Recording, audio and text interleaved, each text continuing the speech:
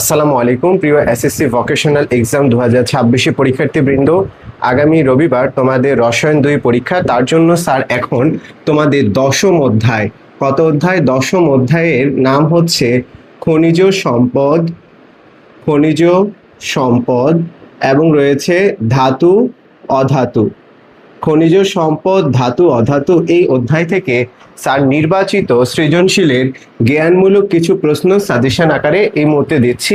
তোমরা খুব মনোযোগ সহকারে প্রশ্নগুলো পড়ো, উত্তরগুলো খাতায় লিখো এবং মুখস্থ করে ফেলো। শিক্ষার্থীবৃন্দ, প্রথমে আমি যে কোশ্চেনটা দিয়েছি সেটা হচ্ছে গ্যালভানাইজিং কি। গ্যালভানাইজিং কি, এই কোশ্চেনটা অনেকবার পরীক্ষায় এসেছে। এটার উত্তর হলো লোহার উপর দস্তার প্রলেপ দেওয়ার প্রক্রিয়াকে বলা হয় গ্যালভানাইজিং। অর্থাৎ লোহা মানে হচ্ছে আয়রন, Fe, এর উপরে দস্তা হচ্ছে জিঙ্ক। দস্তার সংকেত কি, আমরা প্রতীক কি জানি? দস্তার প্রতীক হচ্ছে জিঙ্ক আর লোহা হচ্ছে Fe। অর্থাৎ তোমার লোহার উপরে যখন জিঙ্কের প্রলেপ দেওয়া হয় তখন সেটাকে বলা হয় গ্যালভানাইজিং। এটা কোথায় দেওয়া হয়? প্রধানত এটা দেওয়া হয় আমাদের ঘরে যদি টিনের চাল থাকে, সেই টিনের চালে কিন্তু এই দস্তার প্রলেপ দেওয়া হয়। এরপরে আমরা 2 নং প্রশ্নটার দিকে তাকাই। আকরিক কি? আকরিক হচ্ছে যে খনিজ থেকে সহজে ধাতু আহরণ করা যায়, যে খনিজ থেকে সহজে ধাতু আহরণ করা যায় সেটি হচ্ছে আকরিক। একদম ইজি। এরপরে 3 নম্বর প্রশ্নের কাছে চলে যায়। সংকর ধাতু কি? দুই বা ততোধিক ধাতু এবং অধাতুর মিশ্রণে, ধাতু এবং অধাতুর মিশ্রণে সংকর ধাতু গঠিত হয়, আর সেটাই হচ্ছে সংকর ধাতু। অর্থাৎ সাধারণত সংকর বলতে আমরা কি বুঝে থাকি? ইংরেজি হচ্ছে হাইব্রিড, তাই না?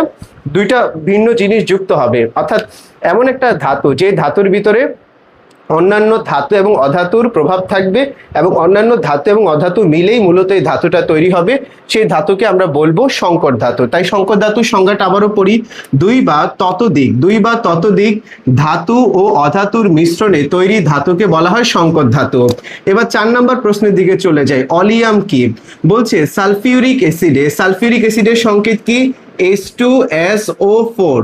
সালফিউরিক অ্যাসিডের সংকেত হচ্ছে H2SO4।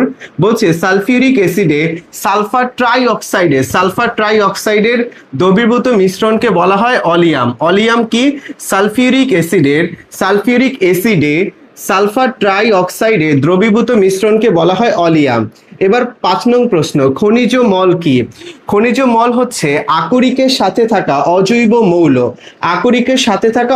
মৌল। যেমন তুমি কোনো একটা আকরিক পেলা, সেখানে হয়তো বালু থাকতে পারে অতিরিক্ত, অথবা মাটি সেই পদার্থটার সাথে থাকতে পারে।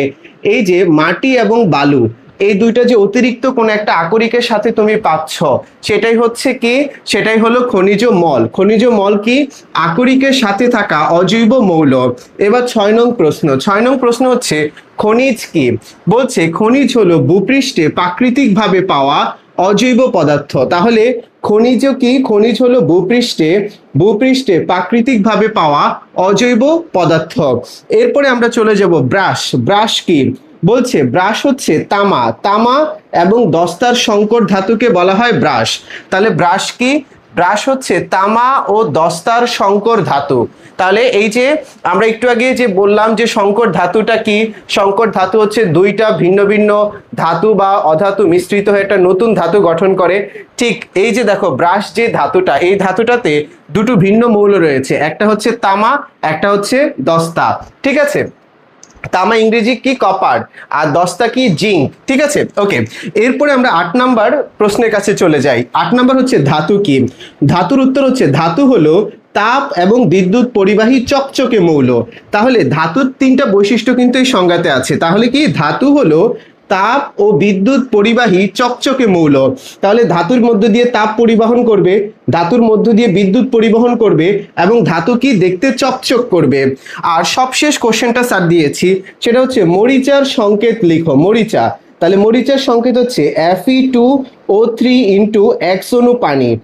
Fe2O3 ইন্টু, এটা হচ্ছে ইন্টু X অণু পানি। ধন্যবাদ। এই 9টি প্রশ্ন তোমরা এখনই পড়ে ফেলো। আল্লাহ হাফেজ।